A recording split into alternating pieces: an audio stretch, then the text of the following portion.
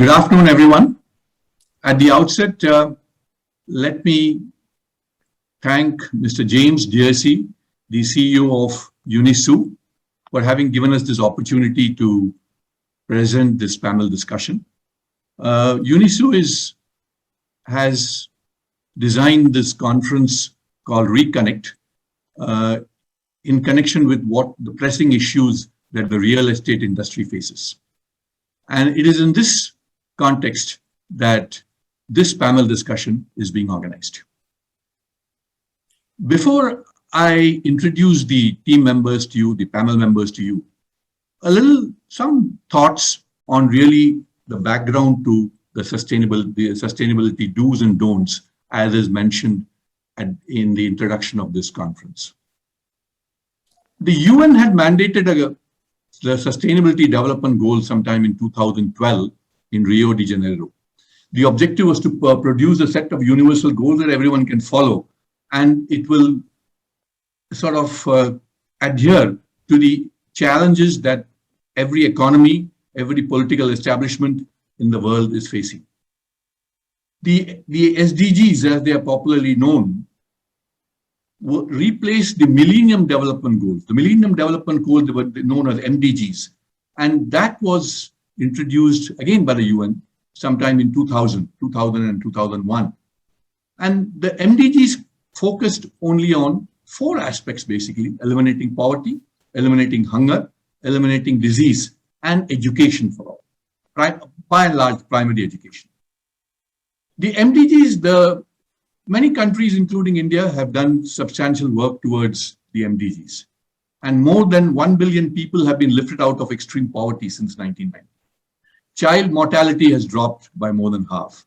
The number of school children or number of school dropouts has also dropped by more than half. And HIV and AIDS, which was a scourge in the 1980s and 1990s, has fallen by almost 40%. So while the work on the MDGs is far from over, the UN was emboldened by the salutary impact that it had on the world and said, can we extend the scope of the MDGs into something larger, and by then there was a lot of talk about water and energy and environment and so on. So eliminating poverty, hunger, disease, and education as the primary sustainability development goals called SDG 1, 2, 3, and 4. They've added 13 more goals to the sustainability scenario. These include gender equality, water and sanitation, clean, affordable energy, decent work and economic growth, industry, innovation and infrastructure, reduced inequalities, sustainable cities and communities, responsible consumption and production, climate action, life below water, life on land, and finally, the last two, really peace, justice, and strong institutions. And the 17th one is partnerships for achieving the 15 or 16 odd SDG goals. All the 17 goals are interconnected, meaning the success in one affects or impacts positively on the others. For instance, if you're dealing with climate change, the threat of climate change, it impacts how we manage our fragile natural resources. Achieving gender equality or better health helps eradicate poverty. And fostering peace and inclusive societies will reduce inequalities and help economies prosper. In short, if we can work diligently on the 17 Sustainability Development Goals, it is the greatest chance that we as the world, in fact, have the possibility to improve life for the future generations. So the SDGs were followed by other important accords, or you can say agreements on the climate. One is on the climate, and the second was on disaster risk reduction. The disaster risk reduction was the agreement was reached in Japan in 2014. So the SDGs, as I said, are very unique. They cover every citizen in the world. Now, if you were to really say, I mean, the word sustainability is bandied about, it's talked about a lot. there might be some thin, gray areas in the comprehension. So I thought we'll just put down what really sustainability means. If you look at the definition, what the UN has mandated, it says sustainability means meeting our own needs without compromising the needs of future generation to meet their needs. Which means if today we are a consumption society, we are a consumerist society. We are consuming all the natural resources on Earth, on planet Earth, as if it were our own. But we are really not bothered about the future generations. So what the UN says is, if we can moderate our consumption, and if production activities can be oriented in such a way that we can moderate consumption, it will help the future generations. That is our duty. That is our bounden duty as citizens of this world. So keeping this or giving this background or in this context, let me start the discussion. But before that, I would like to introduce each of our esteemed panelists who are here with us today. We have three panelists. Let me start with Shiva. Shiva is a lawyer. He was a lawyer by profession, and in 1980 he passed his law exam. He worked in the TCS, Tata Consultancy Services, for a long time. And he now teaches biomimicry at IIT Madras. Welcome Shiva to this show for the panel discussion. Thank you, Suresh. Next, we have Mukund Narasimhan. Mukund is popularly known as Mux. He's an energy and particularly in the area of solar energy. He's an expert. He passed out from IIT Madras in 1995, was in the US for 15 years, and thereafter, for the last 10 years, he's in India. And he has a startup by name Play Solar. Welcome, Mux, to the panel discussion. Thank you. And finally, we have Mr. G. Ramkumar. Ramkumar is a civil engineer and MTech from IIT Madras. He passed out in 1981. He was in the Indian Oil Corporation, retired as executive director, and he's an expert on rainwater harvesting. He was also awarded a gold medal by he's a fellow of the Institution of Engineers, who was awarded a gold medal for his work on marine engineering. So welcome, Ramkumar, to the panel discussion. Thank you, sir. Thank you. We can't forget to introduce our host, our panel moderator, Mr. Suresh Mani. Suresh is an IIT Madras graduate as well. He graduated in metallurgy in the year 1972, and he's been in the education space more recently. Retired as director NMIMS. Suresh, you can take it from here. Thanks, Max, for the introduction. Before we start the panel discussion proper, let me give another brief about this small group that's assembled today for the discussion. IIT Madras Alumni Association has been doing some good work in various fields, and particularly in the areas of technology.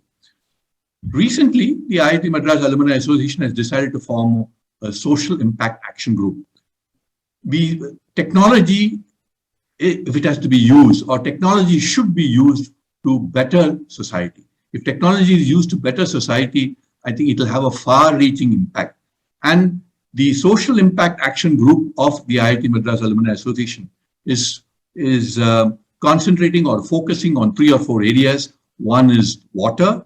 We have a mission called Mission Water, Mission Climate Change, Mission Education and Skilling, and Mission Women Empowerment. The people who are assembled for the panel discussion today are part of the social impact action group of IIT Madras Alumni. Okay, now let's get on with the discussion proper. The theme around which this discussion has been based is, I think, sustainability do's and don'ts. So let me first start off with the simple don'ts. We talk so much about sustainability, and all of us have some idea of what are the things which are impeding the whole concept of, or the whole theme of sustainability in this world. So let me pose this question to each one of you.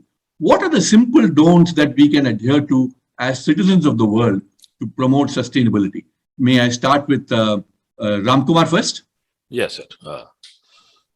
So the nature gives us a lot more than what we need. The mankind, right from the Stone Age, for the perceived comforts, have been destroying nature. In fact, there is nothing constant in the world except damage to the nature.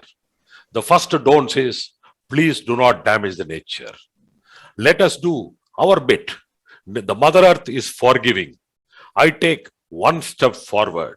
The Mother Earth returns in 1 million times. Let us do our bit.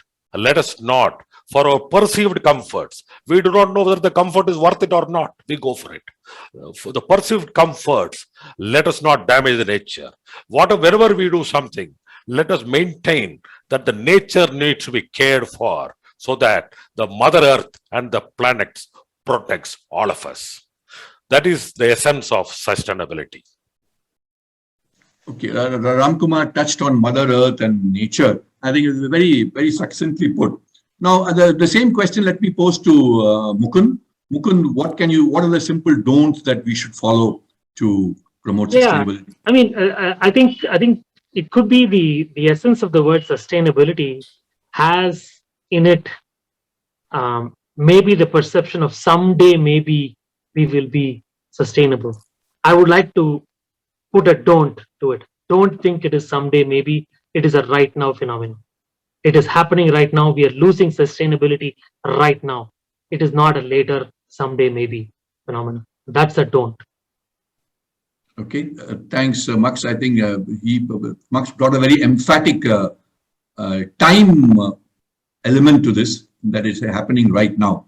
So moving on to Shiva. Shiva, what would you like to say in terms of the don'ts for sustainability? So thanks for the question, Suresh.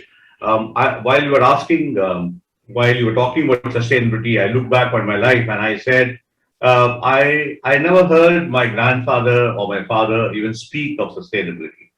My grandfather must have been born in 1900s. My father was born in 1927, but not once did they utter the word sustainability, right? So at that point of time, it was not urgent. It was not on the horizon. There was no need to think about it.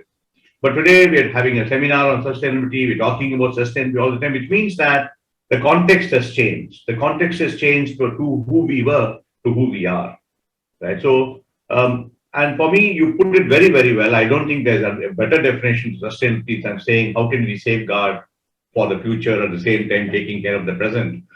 So my only don't for sustainability would be, therefore, don't think that just because there is a fire in Sicily, it's not going to affect you, right? Don't think that sustainability, as it is the problems that as they are occurring now, just because they are not touching you does not mean they're not touching you. You are being affected. So my only plea is that every one of us is being affected by sustainability, and please don't think that you sitting in your air-conditioned office or house is not being affected. Very nicely put, Shiva. I know Shiva was nostalgic and thinking about his grandfather, and he said they didn't talk about sustainability, but we talk about now. And yes, and we have probably abused nature all along and constantly, and the abuse of nature is only increasing day by day. So I think if we can look at nature in its totality and respect nature, I think that is half the battle won. Okay, now having got a feel of the don'ts that we should sort of adhere to, let me get to some specific questions. And since the theme is around real estate, in residential complexes and independent houses, how can we promote sustainability, both from the design and operations perspectives? And since each of you have got your own expertise, I would first like Ramkumar to talk about how can we promote sustainability of water. Shall I start now? Yes. Yeah. See, my simple theme is nature gives all of us more water than required, and rainfall is the main source of water for all of us. When we design a building, let us have a design which has got a large area, beautiful sprawling lawns. Let us save every drop of water which falls in that area. It is very much true to an urban building which does not have any space. It has got only wall-to-wall construction. Even then, every drop of water which falls in the area can be well utilized to be taken into the ground or for recharging the ground or for direct usage. In large complexes, we can put the water to use, even for swimming pools, for cooling systems. So the theme is catch every drop of water, catch every drop of rain which falls in our plots, use it. We will be able to easily manage the water requirements. Just to give you one-line statistics, as a nation, India, we are utilizing only around 8% of the rainfall which is falling. A city like Chennai, which has got a tag that it is a water scarce city, needs only 1/3 of the water to be water comfortable. So in a building or a residential complex, it should become like a mass movement. Every one of us should utilize the water and be water comfortable and water rich for the future generations too. Very well put. So, I mean, Ram Kumar is trying to say that 8% of the rainfall, if we catch, that will be good enough to meet the water needs of this country. And that is saying a lot. And so it's just like, solar energy, which is a free source. Sir, one point. What I meant was, we are utilizing only 8% of the rainfall today. We should increase it so that we can be water rich. Okay. Whereas Chennai needs only 1/3 of the water. So we can improve it. Similarly, the world also receives much more water than what they require. Yes. Yeah. So world receives a lot of water. So, I mean, but those figures are stark, they're very glaring in the fact that we are using only 8% of rainfall. But if we maybe double it or triple it, I think your water needs of this entire world can be eliminated. Comfortable. Yeah. So coming to the energy side, Mukund, Max, what do you have to say? How do you promote energy sustainability in residential complexes? Absolutely. It's a stark overall. If you look at the overall CO2 emissions, right? Buildings, the construction industry contributes to 18% of the entire CO2 emissions, right?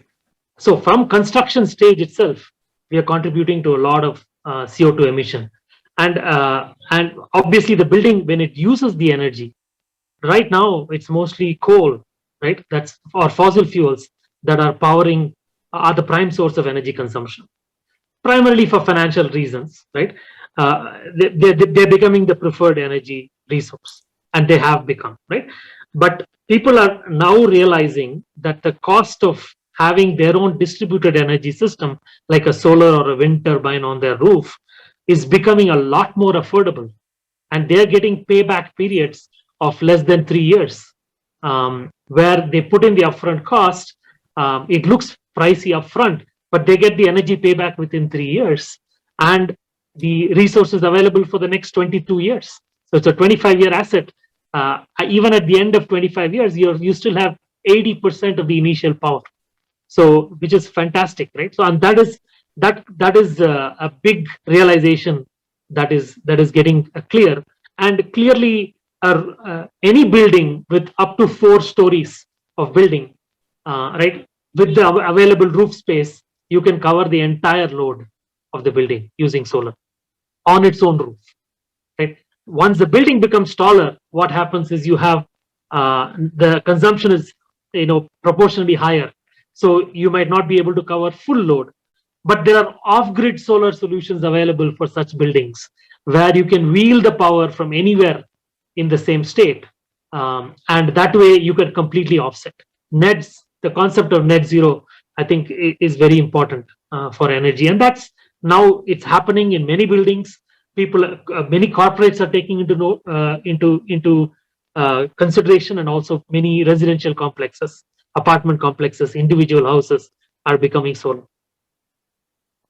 So solar energy is the way of the future. That's what Mux says. And payback periods of 2 to 3 years or less than 3 years is very attractive. I think it's very attractive. And that's why solar has really caught on during the last few years. And I think the Prime Minister has taken a personal interest in promoting solar power in India. And yes, coal, I think India is a signatory to the Sustainability Development Goals. And by 2030, we want to phase out the fossil-fired fuel thermal power plants. So Shiva, for what we have talked about water and energy. Now, if you look at building complexes, and we have talked so much about global warming. What can we do to, whether it's from the design point of view, construction, or in operations, what can we do with respect to reducing global warming from residential complexes or, housing complexes? I have a different perspective here, because when Mux invited me to this conference, he said, Shiva, come with your biomimicry background, right? So, which is why I'll be compelled to speak about it, Suresh, if it's okay. Yeah, sure. So when we talk about biomimicry, we talk about, by definition, biomimicry is mimicking nature in order to solve human problems, right? So in the context of, it's very interesting that this conversation is going on, because whoever is watching this, I would urge them to go to biomimicry.org.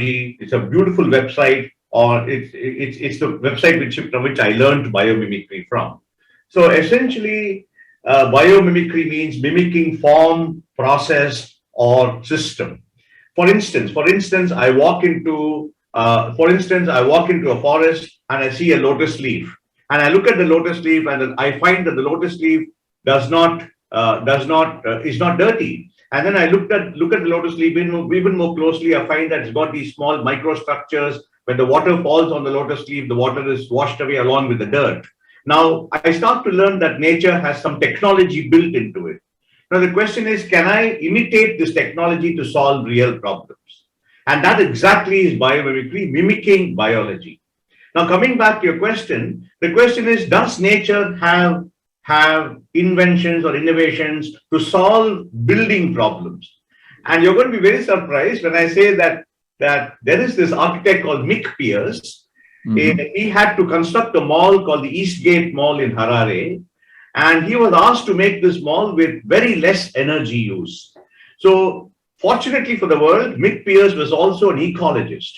So he looked at how termites build their buildings, and the termite mound, the termites have these small structures in which they let in cold air in the night and let out warm air in the morning. So Mick Pierce imitated the termite structure, and today the Eastgate Mall uses 65% less energy than any normal building. The only question that he asked was, if in my building I have to regulate temperature, how does nature regulate temperature? That's the only question you need to ask. The only question we need to ask is, if I have a problem in a building, a sewage problem, how does nature manage sewage? If I have a problem in a building for capturing water, how does nature manage water? The only question you ask is, how does nature do something that I want to do? Then the answers start to flow. So that is that is what I wanted to bring in. Biomimicry, I think the way Shiva has described it, it promises to be the buzzword of the future. How wonderful to think that you can look at the termite structure and design a mall. How beautiful. And you can also bring in energy efficiency and things like that. Very succinctly put, Shiva. I'll come back to you again on biomimicry, because that's really, I think it will not, the simple short answer probably will not satisfy everyone. You need much more to talk about in terms of biomimicry. Now, let me, Ramkumar, your specialty is rainwater harvesting. Now, if you look at this word rainwater harvesting, rainwater harvesting is more than 3,000 years old. And in Tiruvalluvar's Tirukkural, in chapter 2, he mentions about rainwater harvesting. Despite all this, and despite the fact that it has been practiced for centuries, why do you think it has not progressed? Are there any technical shortcomings, or is it just that we are not doing what we should be doing? As rightly put up, Professor Suresh, our forefathers had the respect for water, and they knew the importance of water. In fact, our ancient the first rainwater harvesting systems were what you indicated, and recently maybe when we were young in the school days, even a city like Trivandrum, where I come from in Kerala, southern part of India, we have no water problem. We used to drink tap water from the street.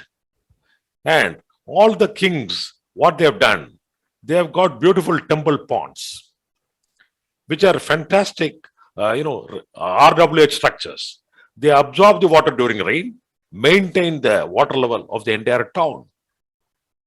Now we are closing down many of the ponds. Why are we doing?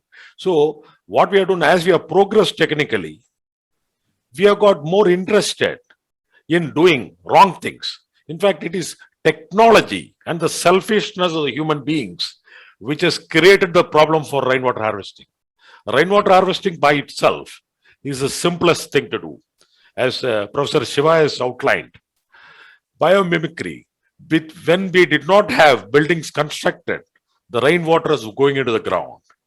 When we have constructed buildings, when we have spoiled the nature, we should find simple ways of recharging the ground in a very cheap cost, in a uniformly distributed manner. So we have forgotten what our forefathers have taught us. We have lost respect for water. It is our duty to bring this respect for water and do very simple things by which we are more than water comfortable. So we have forgotten what our forefathers taught us. We are abusing nature. So what all will we do? Man has really become arrogant over the centuries, Max, this concept of zero energy buildings, there's a growing interest in zero energy buildings, ZEBs as they are being called. Correct. And they have sort of made headway in some of the more developed countries. What do you think, is it practicable, feasible and practicable in India? Have we made any progress so far? And what do you think we should do to make progress in this direction? Absolutely. I mean, if you look at zero net energy buildings are in a structure with no net energy utilization, which means whatever you produce within the building or associated with the building is what you're going to consume, right? Nothing more, right? This implies that a lot of renewable energy resources need to be deployed, either on your own roof or as at a remote site where you wheel the power to your building, right? So these are already in place. There is a big push for ground mount as well as rooftop solutions. The target is to do 100 gigawatts by 2022, where we're about a year away from there. Right, 40 of that gigawatts is going to be supposed to be on the rooftop. We might not achieve that 100 gigawatt by 2022. There may be some delays.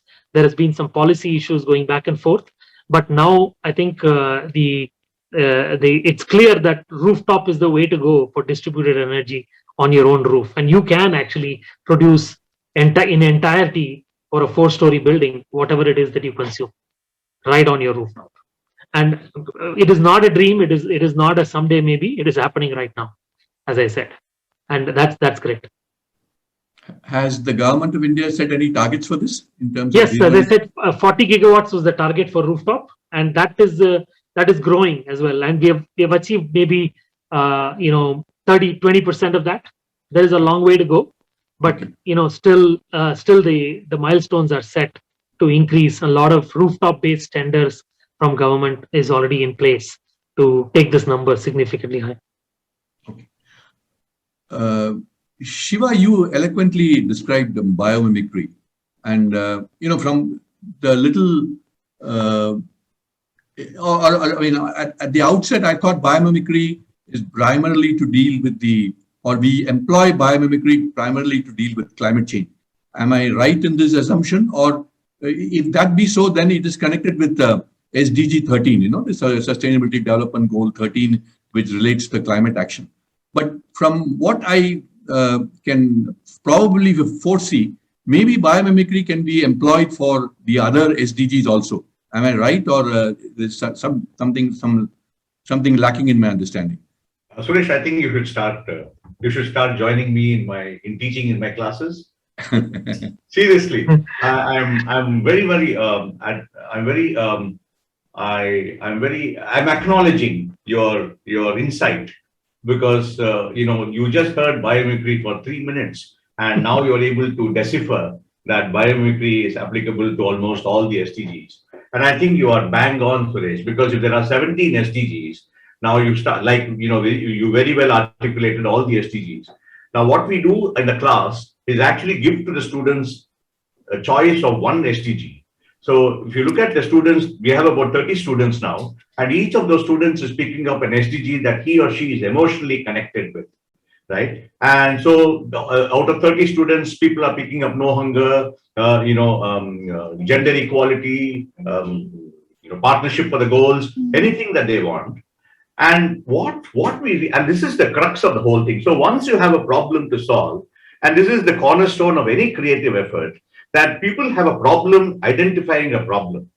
And once we are able to give a problem to a student, to anyone at all, the next is to teach them the process of what nature does. So all we do is make a student look at the problem, in this case, any one of the SDGs, including climate action.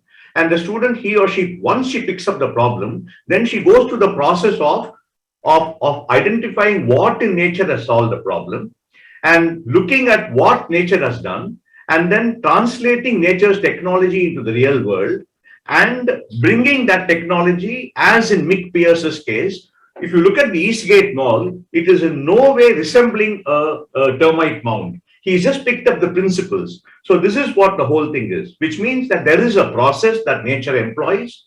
There is a problem to be solved. All you've got to do is put these processes against those problems, and lo and behold, you get solutions from biomimicry in the way nature has done something. So in answer to your question, yes, climate for UNSDG 13, yes, but also like you said, if I do no hunger, it's automatically connected to some goal or the other, and therefore in unison, all the goals in some way or the other are connected, and therefore all of them find solutions. So that's what it is. That's brilliant, which means, biomimicry can be employed for tackling all the sustainability development goals. I think this should be popularized. I think awareness on biomimicry has to be really taken up to, not at the policy level and at the school and the college level. I'm sure at the school and college level, they are doing it right now. But the awareness has to be really much more. In the business schools, there is one common, it came out of a study done by Harvard, that the MBA graduates, one of the chief things they lack is critical thinking. If children are taught this concepts of biomimicry from a young age, the problem and the processes, I think critical thinking skills will really improve. They'll be far, far better than the MBA graduates of today. That's on the side. But let me go to a concept, this concept of net zero, carbon neutrality, climate neutrality. Are these all, there must be some overlapping parts of the definition in each of these. So I'm posing this question to Max and Shiva. Max, what does it mean? Net zero, carbon neutrality, climate neutrality, what are the differences? Yeah, I think net zero is very clear, right? Basically, you're not going to emit any more CO2 or methane or whatever it is that you've done to damage the environment anymore, right? And that's a tall order. That's a tall order, right? But it doesn't solve the problem of what you've already done. You've already emitted so much CO2, which is already damaging the climate, which is already changing a lot of things. It's an additive effect, right? You've already added so much CO2 into the environment, so much methane into the environment. And so in some cases, a combination of CO2 and methane could be a multiplicative effect, which is what you're seeing, that acceleration of the curve, where the temperature is ramping up much faster than it normally would. Right? You're crossing that 1.5 C degrees in a very, very short span compared to millions of years or billions of years that the Earth has been around. Right? So is it solvable? Right? Is it solvable? Is net zero the right goal? I think it's a good initial goal, but it doesn't solve the overall problem of what you've done already. Right? And how do you solve that? You have to look at carbon sequestering, removing of the existing CO2 that you've already put out there, carbon capture, increasing carbon capture techniques, etc. And that is how you bring it down to below where you were a few years ago, tens of years ago, for example. Very good. So carbon sequestering, another term, another jargon in the all the new jargon that we are hearing about in sustainability and climate change. So what do you have to say, Shiva, on this net zero, climate neutrality and carbon neutrality? I can see that I'm surrounded by academicians and scholars from IIT Madras, and therefore I'm not going to get into the technicalities of net zero and all that. So I'm going to go back to biomimicry. So there are two aspects to biomimicry. One is what nature does, and the other is how nature does it. So there are what is called the 10 design principles of nature. That is, whenever nature designs, she follows certain principles of nature. And one of the principles is called nature recycles everything, right? Nature does not waste anything at all. So one of the ways to solve this problem, because like Mark said, there's already a problem, would be to look at how nature designs. I would urge people to go back to biomimicry.org and simply look at nature's unifying patterns, which is the design principles of nature. There are 10 design principles. One of the design principles that could be relevant to this conversation could be that nature recycles everything. Nature does not use toxic chemicals. Nature optimizes, does not maximize, and nature only uses the resources that are closest to it. Nature does not go all the way to Rajasthan to buy marble to fix it in the house, right? So this is what nature does. So I would say that we can try and find out how nature designs and maybe use those design principles in order to make the future of design more sustainable and all that. Okay, so Shiva says follow nature for design, and nature optimizes and doesn't maximize. That takes only materials or resources which are close by.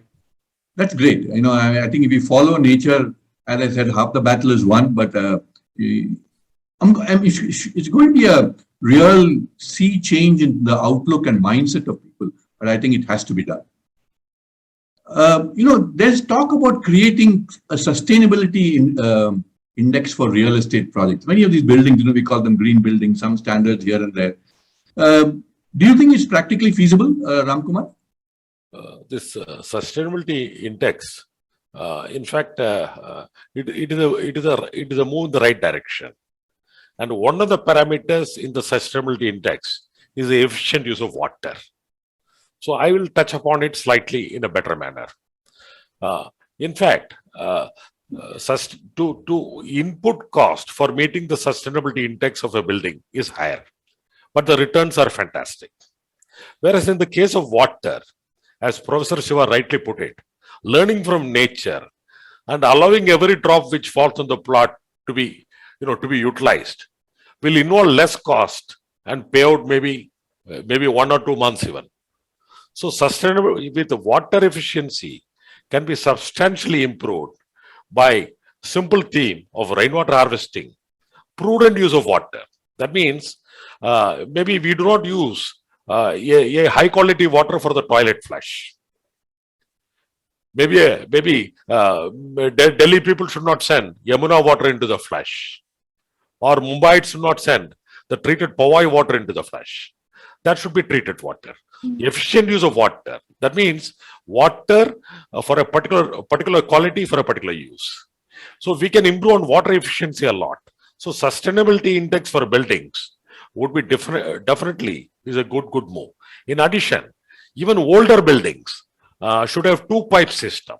What I mean by 2-pipe system is the water for the flushing and all that should be in a different pipeline.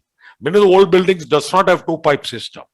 So it becomes highly difficult to implement it because nobody would like to change the tank, change the pipeline. These are the areas which will require mass support and which involves finance also. So sustainability index, whether we like it or not, it is high time we make an awareness and let us work on it and try to do it. As far as water is concerned, the input cost will be very minimum. In a new building, water conservation or water harvesting will not cost any money along with construction. It will start giving returns in abundance. That's the beauty of rainwater harvesting. The investments are very minimal. As Ramkumar rightly said, for new buildings, there's no additional cost at all. Max, what do you have to say about the sustainability index for real estate? Yeah, See, definitely. I think 20 years ago, 25 years ago, there was Texas A&M that started this thing called the Building Sustainability Rating Index. I think they were the first ones to start it, and I think that's gained a lot of popularity now. And all the way through construction phase, as well as while the building is in operation, there is a sustainability rating. At least the US, there's an organization in the US that actually mandates that, and every building is actually being measured. And now there are efforts to put that in a blockchain as well, so that there's no tampering of the data. So there's a lot happening in that area in the US, and I think Europe is also happening. India will need to do that as well. And if you look at the sustainability index during the construction phase, cement is the number one CO2 emitter. Right? Let's not forget that 12% of all CO2 is coming from cement, and there are viable options, almost 19 different concrete alternatives that can save the planet, right? And it includes bamboo, the steel. Steel, of course, has its own set of issues in terms of high temperature, etc. But wood, in the US, most of the buildings are wood based, right? Straw bale. There's even recycled concrete, like rammed earth. So many 19 different options are available, and they're just now getting popular, right? It is just that the lobbying power of the cement industry is so high that they have been beaten to death, the other alternatives. And it's time we take a notice of it and take the sustainability index more seriously. I know. So cement is a great polluter. I mean, cement is harming the environment a lot.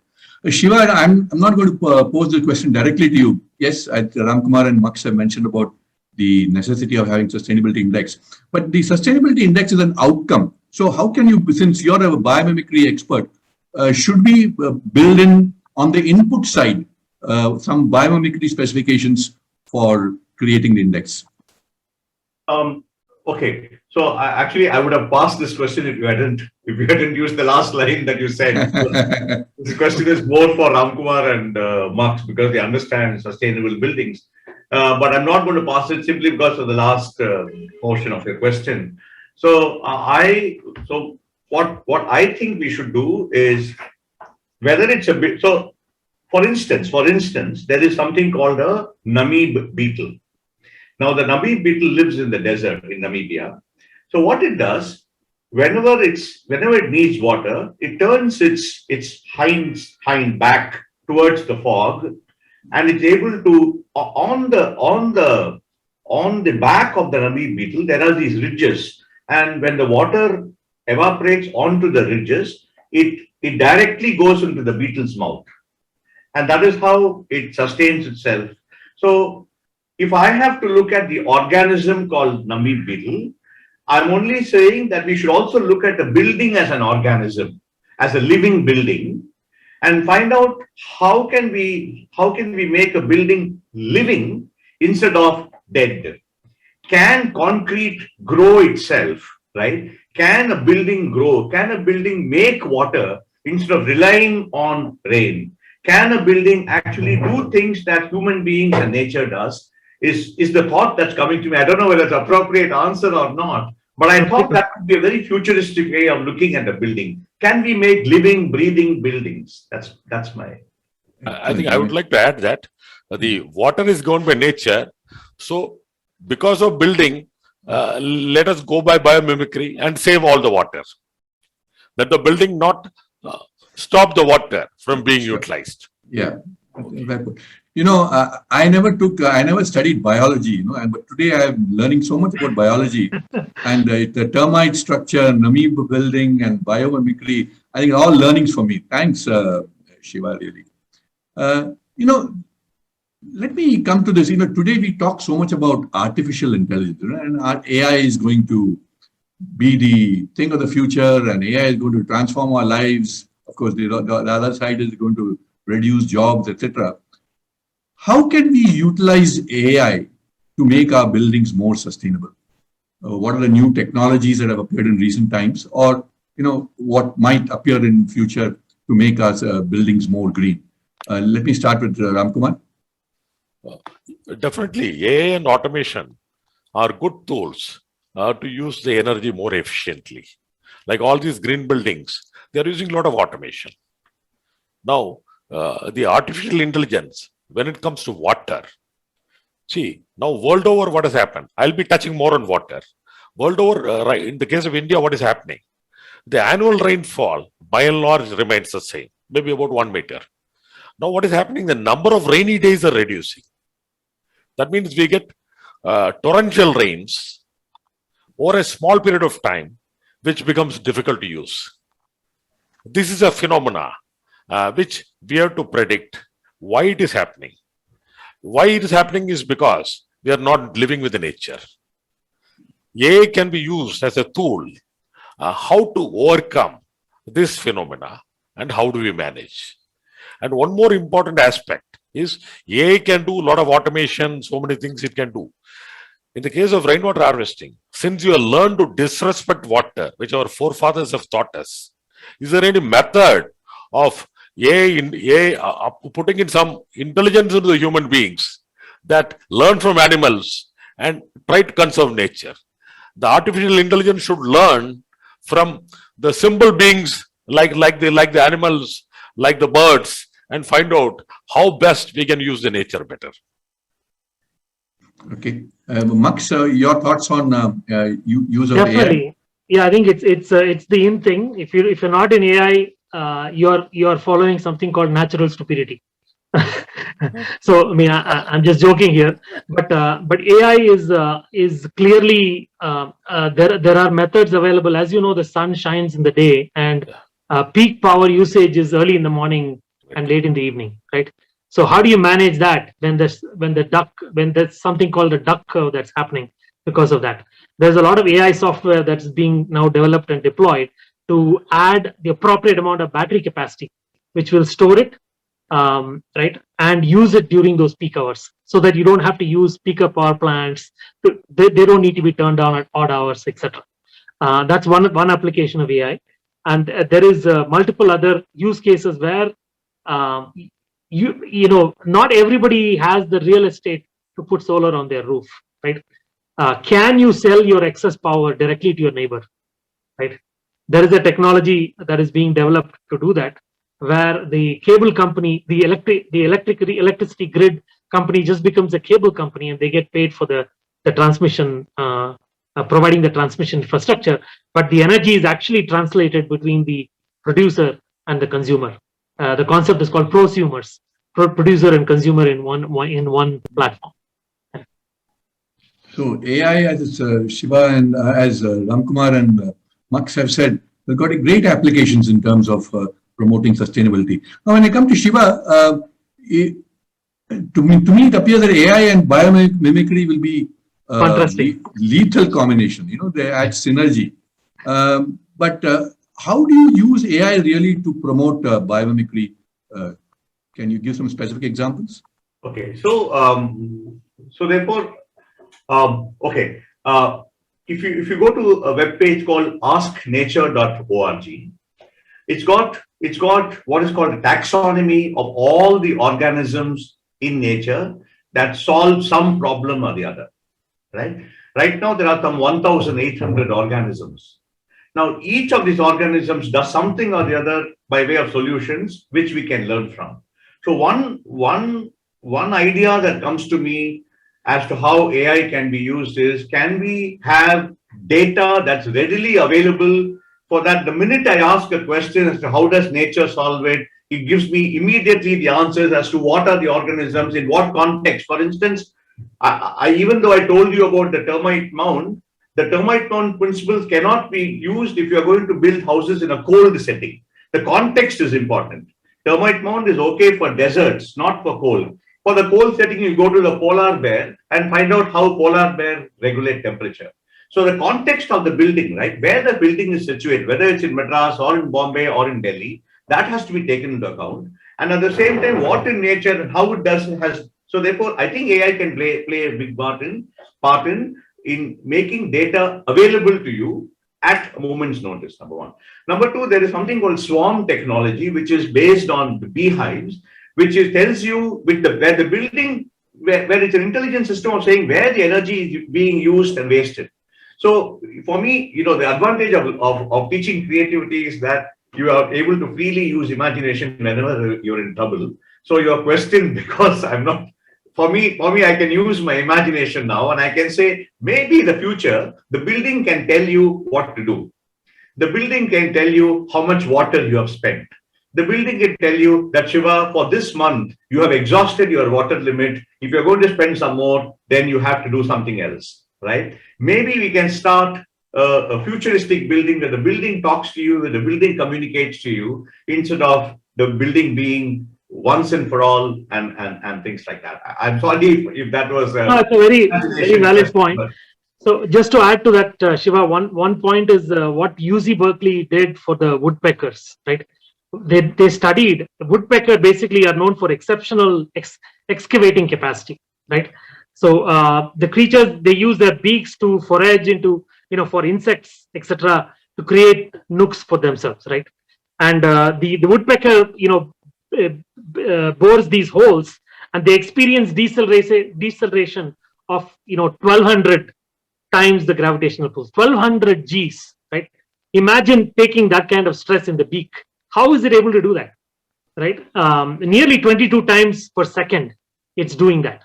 And what the UC Berkeley guys have done is simulated that there was basically what is called as a spongy bones that they have, semi-elastic beak coupled with a spongy bone material behind the skull, and the cerebrospinal fluid basically it does all the work in unison to extend the time over which the concussion occurs into the head. See how brilliant that is. All that is happening in nature, and it takes hundreds of AI engineers to figure out what nature is doing already, right? Natural intelligence is far superior than artificial intelligence. We are still catching up with AI. Yeah. That is a beautiful statement. Max, natural intelligence is far superior than artificial intelligence. Exactly. I think Exactly. Yeah, I think Fine statement. Fine. that should be propagated. That is a beautiful. Okay, Ramkumar, we talked so much about rainwater harvesting for promoting sustainability. Are there any other measures or steps that we should take apart from rainwater harvesting? Yeah. See, for the water conservation, what as a mass movement, what people can do is rainwater harvesting, because rainfall is the main source of water. Whether it is rivers or from the glaciers, the rain is the main source of water.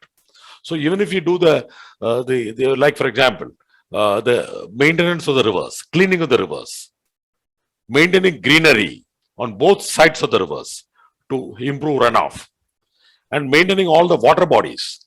There are a lot of water bodies because of the buildings. The water bodies are totally become construction concrete jungles. Maintenance of the water bodies, and that is maintaining greenery, maintaining the river systems, maintaining the water bodies, and maintaining the wetlands. There are a lot of protected wetlands. It is these wetlands which take care of the entire climate of a country. In fact, for example, in Chennai, we have got a Pallikaranai wetland, Pallikaranai marsh, which has become almost 1/10 of the original size. Right now, it is being conserved. So the amount of birds which come from continents which are far away during the winter months, that means they get food only in these wetlands. So we have to conserve. One is rainwater harvesting, conserve the water bodies, conserve the water sources, keep the water sources clean, and you keep the wells clean. Have a look at the groundwater, how it is, what is the quality, and more important, propagate the message of respect for water. Let us not take water for granted. What has happened is water is being taken for granted. So propagate the message of give respect for water at all levels, and do very simple things, because water conservation and rainwater harvesting and keeping comfortable with water is the simplest of the things to do. Do simple things. Have respect for water. We'll be water rich. I'm not saying water comfortable. We'll be water rich for all our generations. Yeah, I think Ramkumar mentioned about the wetlands. Yeah. I think those from the real estate industry who are listening to this panel discussion, one of the problems in India we find is that wetlands are getting occupied. Land sharks take over, and then real estate development happens there. Now, I think that is not good from what we are seeing. We need the marshlands or the wetlands. So I hope those who are listening to this will take heed of this advice from Ramkumar. Now, Max, many wetlands are getting protected bodies. Yes, But even then, even after that, slow encroachments are taking place. And Yes. it has become dump yards also. dump yards. Because I- wetlands sometimes become dry during summer. They are very shallow. The birds come and walk through the water and take the food. That is the beauty. That is the beauty. Max, this has become popular in the US, renewable energy procurement. And this real estate investment trusts are these days in the US buying renewable energy. And there's one large company which has signed for about 275 megawatts in the US. Has this, do you see this trend happening in India? Very much happening. Something called what is called as RECs, renewable energy credits. Anybody with a renewable energy power plant can sell not just the energy but also credits that they are selling renewable assets. It's part of the pricing built into the model. It's a tradable commodity now, and now there are exchanges that handle RECs as well. As of last year, it's just coming up, and it's going to be a big thing going forward as well. Okay, so that's a welcome development. So India is also following this trend. Shiva, let me come to you. With this global warming taking place, temperatures increasing, climate hazards, there's a risk of pathogens being transmitted between animals and humans. And we have all been witness to this pandemic during the last 2 years. Do you think these pandemics will only increase in the future? And what advice do you have for the real estate sector in this regard? Tough question. I didn't know you were going to ask it. Shiva always gets the tough one. No, but okay. So I really don't know the answer as to whether it will increase or not. But what I'm only saying is there seems to be a separation between human beings and nature. We still say them and us, right? So my only thought is that in the future, if we have to avoid these things, then we probably have to move closer to nature than to away from it, which will help us to understand, which will help us not to commit the blunders that we have committed, because of which we have the pandemic and all that. So that's my answer. So I'd like to add one other point. Yeah. I think we should not look at the pandemic as just a negative thing. Imagine the impact that it had on the environment. 18% below pollution levels compared to even before 2019 due to the pandemic, right? And that just tells us that, hey, guys, we can actually do it. We can reduce the pollution level. If the intent is there and if the right actions are taken, we can actually reduce the pollution level, right? And we can do other additional things like carbon sequestering, as I said, to even go below the levels of what we are currently, right? And that's the message. I mean, it's a learning. Everything has a yin and yang to it, right? We should not look at the pandemic as only a negative thing that's caused the economy to crash.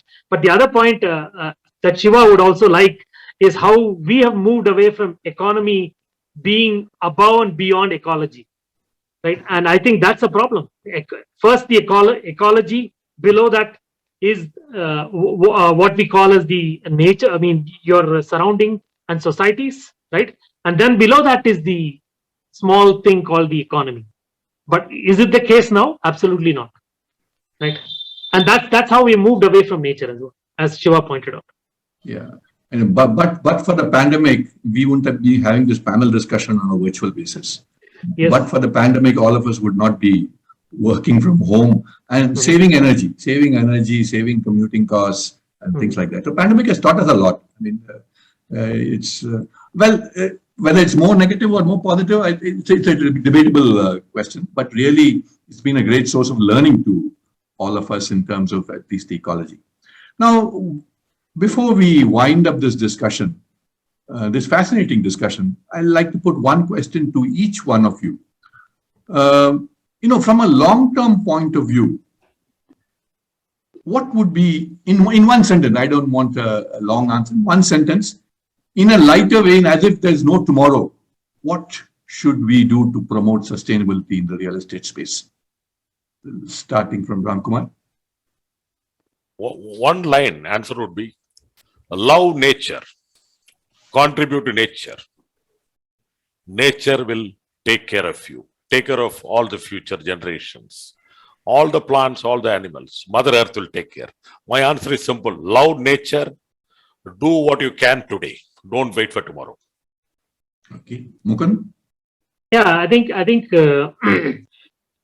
as everybody's pointed out, in one sentence, if I were to say, right, you are part of nature, right? You are not different from nature, and that's a message that Shiva has given us as well, right? And if you think that you're destroying nature by doing all these things, no, you're not. You're destroying only yourself. Nature will be there, whether you are there or not. Nature will be there, right? You're destroying only yourself by doing all these things to the environment. Shiva, your final thoughts. Yeah. So we look at sustainability, then there's also something called transformational innovation, Suresh, right? Transformational innovation is that innovation that will happen over a period of time. It will not happen today. It will not happen tomorrow, but it will take about 20, 30 years. And what we're talking about by way of climate change, etc., is something that will happen over a period of time. We're talking about net zero in 2050 and all that. So therefore, if you look at who we should address this problem to, I think instead of looking at people like us who should be thinking about it, we should be talking to the children, the 9th standard, 10th standard kids. Why? Because if you equate it to transformational innovation, which is 20, 30 years from now, the 9th standard kid who is now 14 years old, he'll be 44 years in 30 years now. As in 44 years, he'll be the president or the vice president of an organization, making an important decision. At that point of time, his team will come to him with a plan, with the construction saying, which is harmful to pollution and all that. And at that time, he will recall his days of the school where the teacher taught him about sustainability, and he will say, I'm sorry, I need a design that is sustainable.